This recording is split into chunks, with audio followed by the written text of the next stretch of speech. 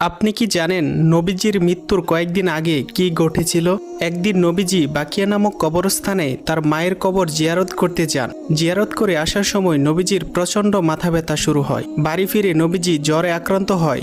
নবীজির জ্বর একটানা 13 দিন ছিল। যখন নবীজির মৃত্যুর সময় ঘনিয়ে আসলো, তখন আল্লাহ তাআলা মালাকুল মাউতকে বলল, হে মালাকুল মাউত, তুমি কি জানো তুমি কার রুহ কবজ করতে যাচ্ছ?